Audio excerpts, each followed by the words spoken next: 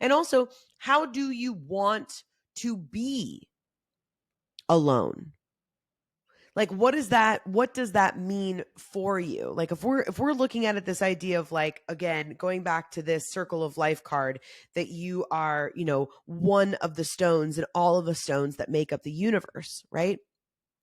If that's where you are, how do you want that oneness to feel?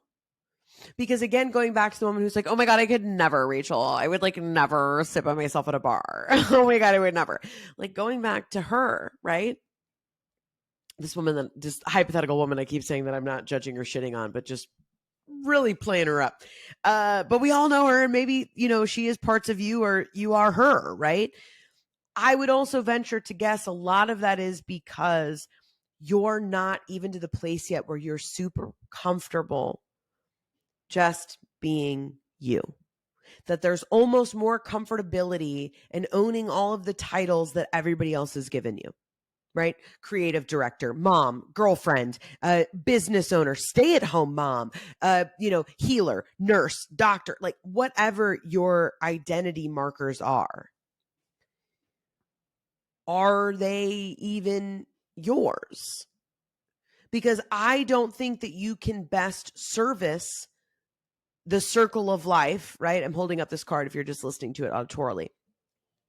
I don't know how else you would be listening to it, osmosis, but anyway, if you're listening to it and you're not watching the video, the best way to serve the greater good, this idea of oneness, is to be your most authentic one, to stand in your aloneness. And I think I made notes on this. I want to make sure I don't jump it. Yeah. Okay. So that's what it says, of this idea of how do you want to be alone? Right. And then she goes on to say, because life rushes. Oh, no, this is okay. Sorry. I love this so much. I get excited. So when she talks about that we must relearn to be alone, I'm going to read you what she says. It's a difficult lesson to learn today, to leave one's friends and family and deliberately practice the art of solitude for an hour a day, or even just an hour a week. For me, that break is the most difficult. Parting feels inevitably painful, even if for this short time. It feels like an amputation, a limb being torn off, without which I shall be unable to function. And yet once it's done, I find that there's a quality to being alone that is incredibly precious. That life rushes back into the void, richer, more vivid, and fuller than before. And then I wrote underneath that, sober video game, life was manic. Let me break that down for you.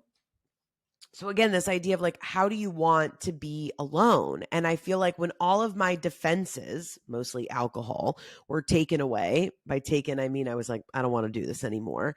There was a period of about 3 months really intensely, but about 6 months where everything felt so fucking vivid and big and real, where I was like, oh my gosh, I'm looking at the world in a completely new way.